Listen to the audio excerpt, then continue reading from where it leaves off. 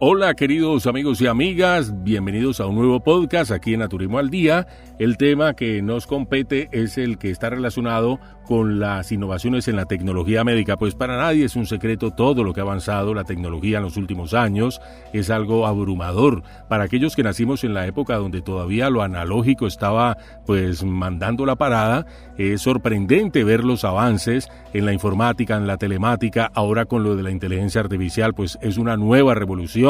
A los jóvenes de ahora pues obviamente vienen como con el chip incorporado, nada les sorprende inclusive porque ellos nacieron ya con el internet cuando ya estaba totalmente aposentado. A nosotros, los que venimos de un poquito más atrás, nos tocó ver el nacimiento de todas estas tecnologías y pues esos cambios que pues en una primera instancia en nuestra mente correspondían a lo que era la ciencia ficción, ahora son una realidad y ya nada nos puede aterrar de aquí en adelante de lo que surja en el campo de la tecnología y por supuesto al servicio de la medicina, de la ciencia médica, pues obviamente que esto va a traer, nos imaginamos que va a ser así, una cantidad de beneficios. Pues hombre, la tecnología médica está avanzando efectivamente a un ritmo sin precedentes que está transformando la forma en que se entiende y practica pues también la medicina. Algunas de las innovaciones más destacadas, por ejemplo, incluyen que nos descrestan, que nos ponen a pensar muchísimo, a reflexionar acerca de qué es lo que va a venir más adelante. Son los avances en cirugía y en diagnóstico, por ejemplo, con los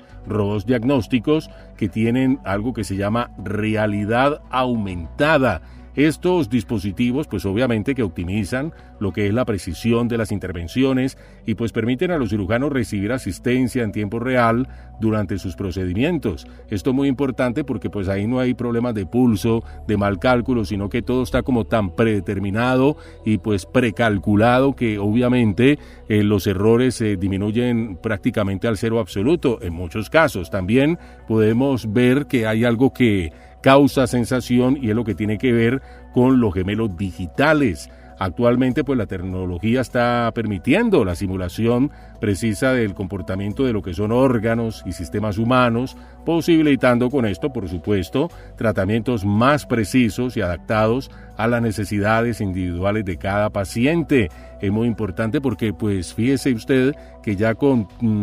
tecnología en tercera dimensión, 3D, se va a poder incluso hacer una impresión de un órgano que sea absolutamente funcional y adaptado al sistema inmunológico del paciente, por ejemplo, para que esto no lo rechace. Y pues obviamente de la mano todo esto de la inteligencia artificial, sobre todo en lo que tiene que ver con el diagnóstico. La inteligencia artificial está transformando el campo de la medicina, de todo en nuestra vida, pero en el campo de la medicina ha sido absolutamente revolucionario en cuanto al diagnóstico temprano de enfermedades graves como por ejemplo diversos tipos de cáncer, entre ellos el cáncer de pulmón, gastrointestinal, bueno, el cáncer que se puede presentar en cualquier parte de nuestro organismo. Muy importante el diagnóstico casi infalible que se está logrando gracias a los avances de la inteligencia artificial. También pues vemos con asombro todo lo que tiene que ver como por ejemplo es la visión por computadora en diagnósticos. Entonces este tipo de visión por computadora también ha revolucionado mucho el campo de los diagnósticos médicos porque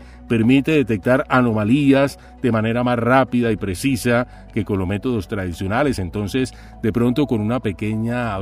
cánula o una microcámara, y ahora que hablamos tanto de lo que es la nanorobótica, por ejemplo, con sistemas invasivos mínimos, pero que permiten detallar en tiempo real y con mucha precisión el interior de nuestro organismo, obviamente que con toda esta información, con toda esta montaña de nueva información, los diagnósticos van a ser más claros, precisos y repito algo que dije, posiblemente hasta llegar a ser infalibles. Esto pues obviamente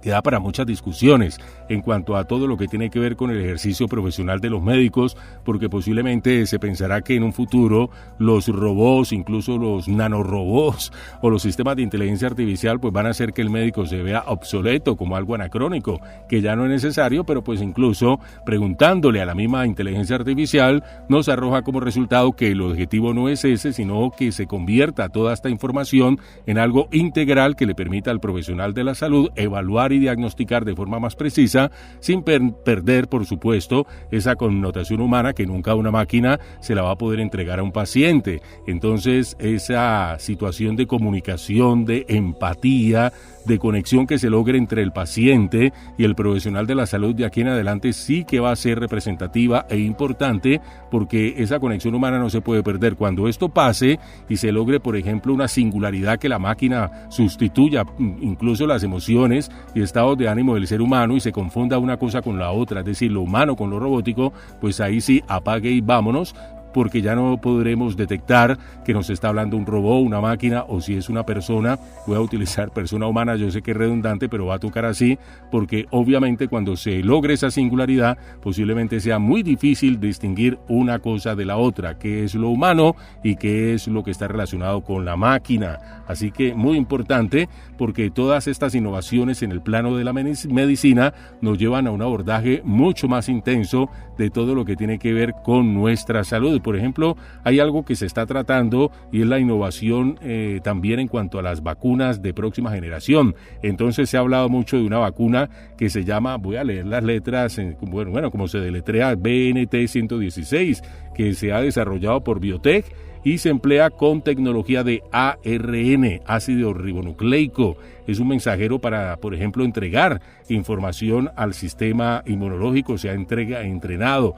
en esta situación, en todo lo que tiene que ver con el sistema inmunológico, para que reconozca y pueda atacar células cancerosas específicas en un órgano en particular y no las células que no han sufrido algún tipo de degradación. Entonces, imagínese usted que, por ejemplo, este tipo de vacunas pueden hacer esa distinción bien precisa en cuáles son las células que están necrosadas, afectadas, que se han degenerado, puede hacer una distinción con respecto a las que no han sufrido daño y con base en esa distinción, pues obviamente entrar de forma muy precisa y oportuna a atacar aquellos procesos cancerígenos que se pueden estar gestando en alguno de los tejidos de un órgano afectado, llámese pulmón, a nivel gastrointestinal, de la misma piel, de la próstata, en fin, el cáncer, pues obviamente que afecta a cualquier área del organismo, y este tipo de vacunas con esa capacidad de distinguir entre aquello que es canceroso o proclive a volverse canceroso y aquello que es sano, pues es una innovación, es un adelanto enorme.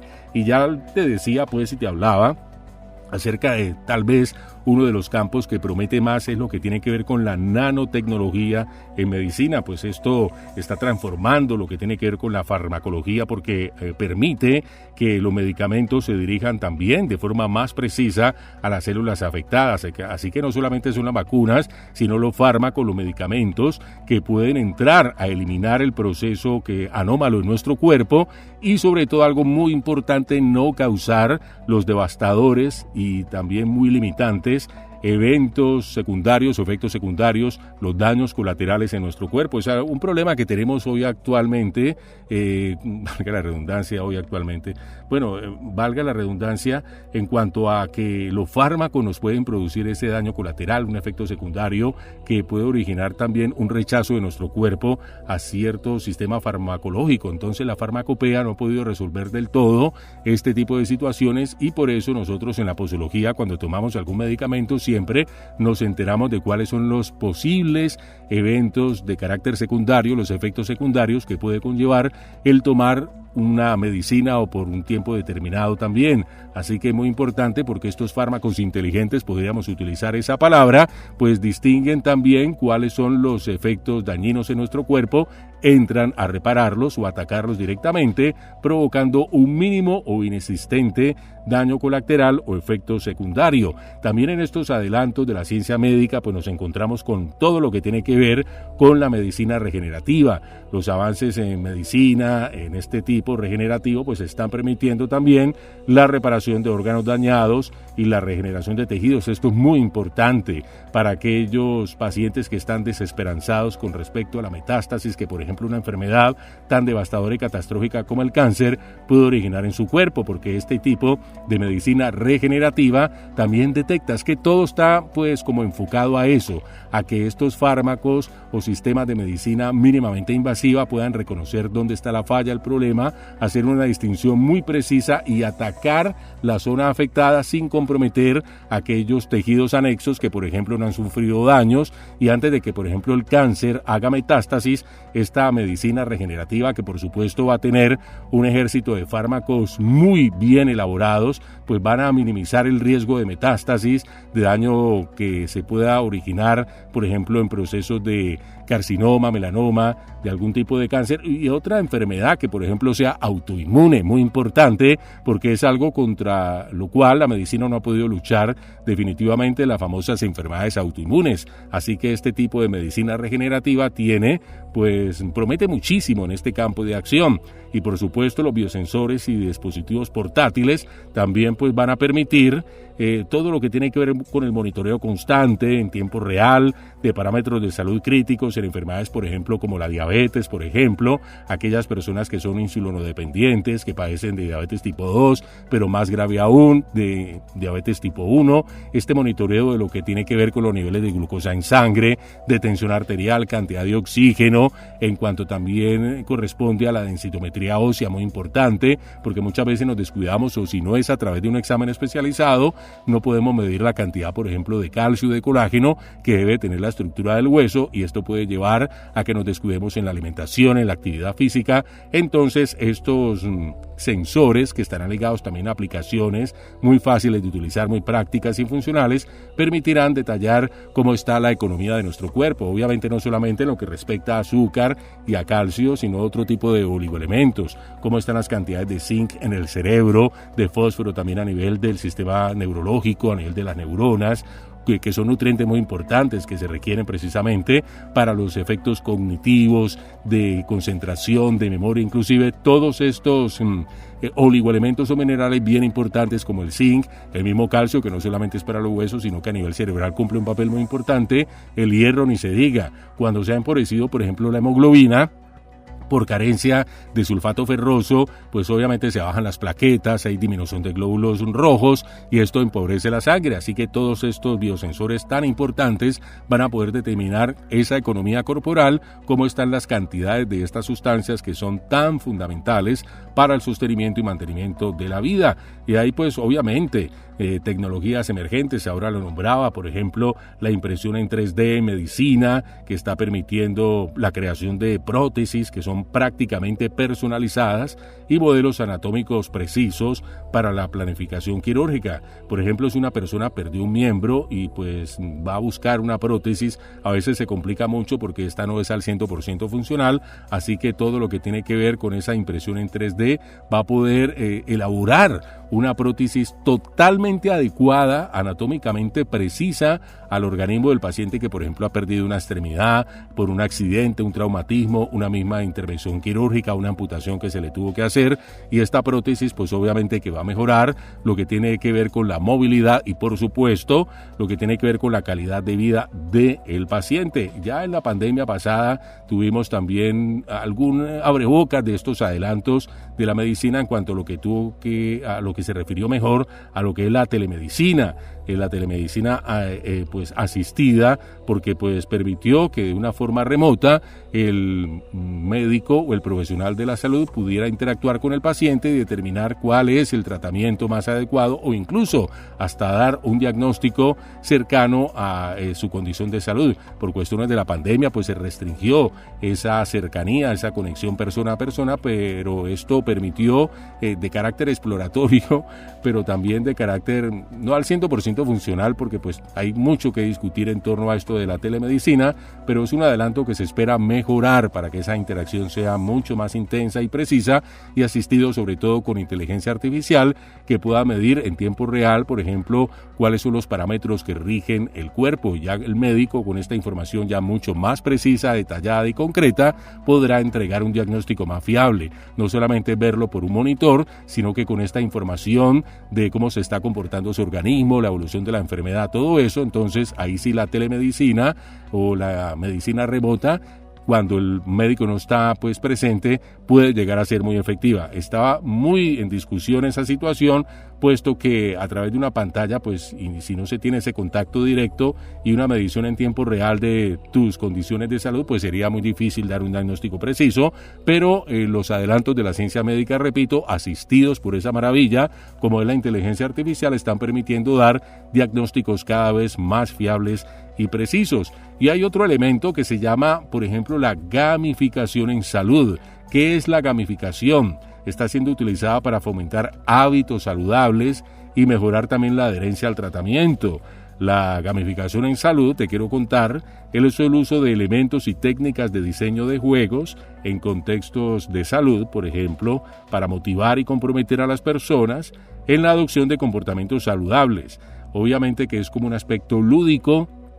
De pronto nos imaginamos algo parecido a los juegos de rol, donde pues la persona interactúa de forma activa, se compromete con unos objetivos, con unas metas, y pues si se cumplen esos objetivos y metas, esto como recompensa puede evidenciar al paciente con un mejoramiento de su estado de salud. Por ejemplo, claro, tiene elementos como son, por ejemplo, el seguimiento de objetivos y logros, utilizar sistemas de puntos, insignias y también recompensas, pues para motivar a las personas a alcanzar metas de salud. También en esto de la gamificación nos encontramos con desafíos y competencias. Crear desafíos y competencias pues permite fomentar la participación y el compromiso con la salud. Son aspectos que se tienen en cuenta porque esto nos permite incluso que nosotros, al tener esa interacción con personas que puedan estar sufriendo de nuestras mismas enfermedades o estar pasando por situaciones muy parecidas, y nosotros logramos crear como una especie, y en esto consiste la gamificación, de juego,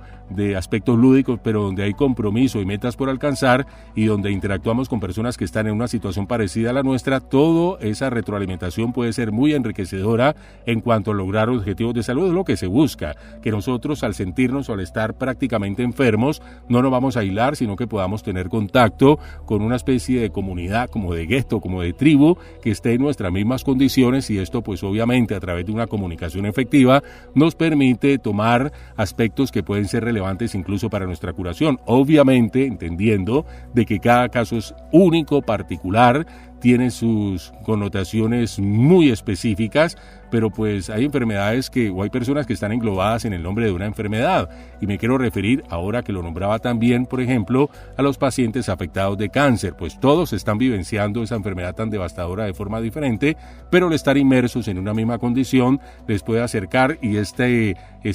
acercamiento, esta conexión a través de lo que tiene que ver con las emociones puede ser muy enriquecedora y fomentar también, quien lo creyera, pues, y ya está amplísimamente demostrado, una mejor interacción del sistema inmunológico con las células de nuestro cuerpo, porque pues obviamente no hay que descuidar el aspecto psicosomático. De la forma en que tú te comportes, de la forma en que tú te sientes, esto lo va a revelar, lo va a reflejar tu organismo y va a tener una serie de cambios o comportamientos, de suerte que cuando la persona está enferma, si logra conectar con otros pacientes que estén en una condición similar y logran pues establecer una especie de estados de ánimo distintos, estados emocionales, pues donde lo positivo pueda inducir a una serie de una perspectiva distinta como se mira esa enfermedad, esto puede contribuir muy decididamente a que la persona pueda tener una reacción positiva. Entonces aquí el aspecto emocional se cuida muchísimo, el aspecto psicológico que está ampliamente y muy estrechamente relacionado con la forma en que esa enfermedad pueda evolucionar en cuanto a desaparecer o pues lamentablemente agravarse. Así que este aspecto psicológico y emocional es bien importante, y aquí traigo algo que nombraba anteriormente, y es algo que todavía la inteligencia artificial, al menos en el corto o hasta mediano plazo, no va a poder sustituir la figura humana. Por eso el médico hoy en día debe ser una persona muy diferente de pronto al médico que nosotros conocimos en años anteriores, que pertenecía sobre todo a aquellos sistemas de salud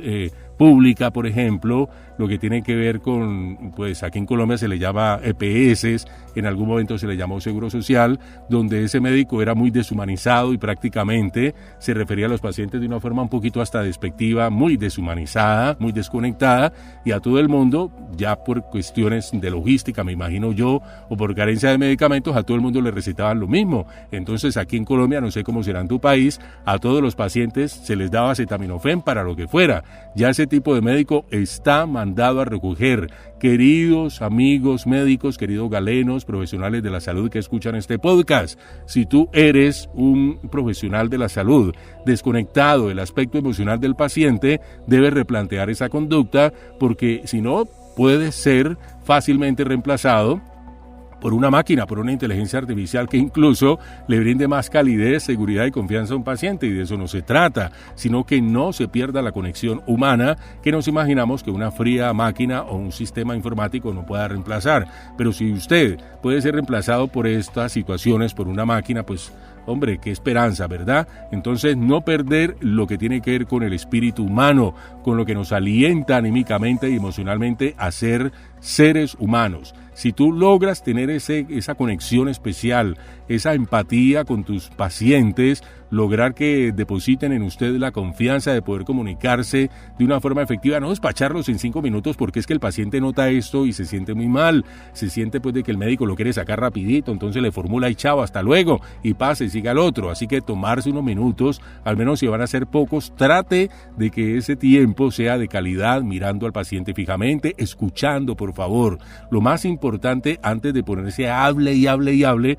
es escuchar al paciente que tiene una historia que quisiera de pronto compartir, y en ese bagaje que el paciente está desplegando a través de su historia de vida, a través de contar esas situaciones que le están aquejando, el médico incluso, si es perspicaz, puede descubrir dónde está la anomalía, volverse como un poco psicólogo, es decir, en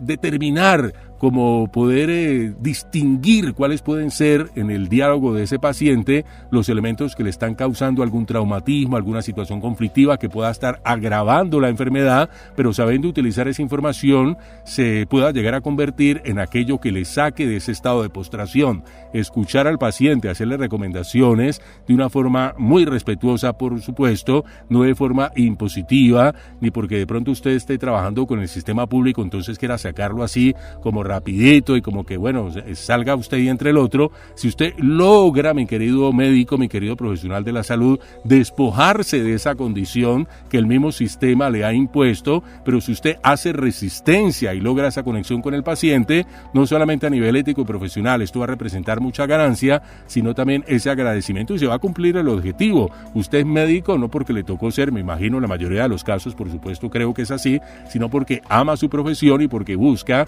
que a través de su sapiencia, de lo que tiene que ver con su experticia, el conocimiento que se ha logrado y la experiencia de años acumulada, pueda sacar un paciente adelante y que éste pueda vencer su enfermedad. Queridos amigos, qué gusto una vez más haber compartido con todos ustedes en estos minutos de Naturismo al Día. Será en una próxima oportunidad.